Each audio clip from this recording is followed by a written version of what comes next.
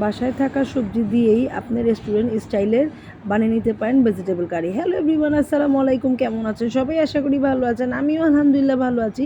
তো আজকে আপনাদের মাঝে নিয়ে আসলাম আমরা রেস্টুরেন্ট স্টাইলের একটা ভেজিটেবল কারি। প্রথমে আমি ফ্রাই প্যানে তেল দিয়ে দিলাম, তারপরে দিয়ে দিলাম পেঁয়াজ কুচি।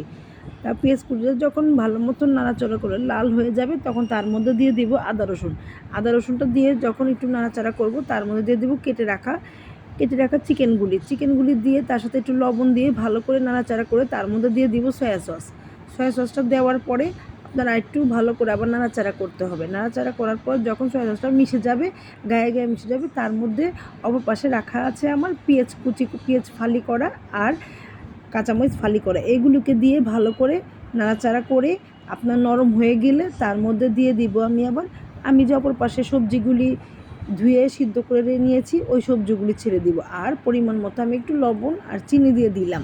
যেহেতু আমি টেস্টিং সল্টটা স্কিপ করেছি, তাই আমি চিনি দিলাম।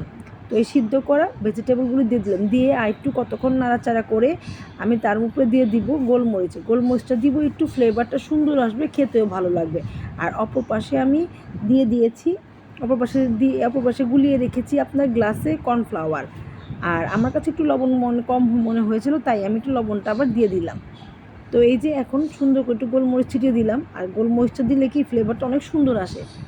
আর এই যে এখন গুলিয়ে রাখা যেগুলি কর্নফ্লাওয়ারটা দিলাম, কর্নফ্লাওয়ার দিয়ে কতক্ষণ নাড়াচাড়া করে একটু রেখে দিলে 5-10 মিনিট রেখে দিলে সুন্দর মতন একটা আঠালো ভাব হয়ে ভেজিটেবল কারি তৈরি। ফ্রাইড রাইস, সাদা পোলাও আর রুটি দিয়ে খেতে পারেন। তো এই যে সুন্দর কারির রেসিপিটি ভালো লেগে থাকলে লাইক শেয়ার দিয়ে আমার পাশে থাকবেন। তো আল্লাহ হাফেজ। তো আমার ফলো দিয়ে পাশে থাকবেন।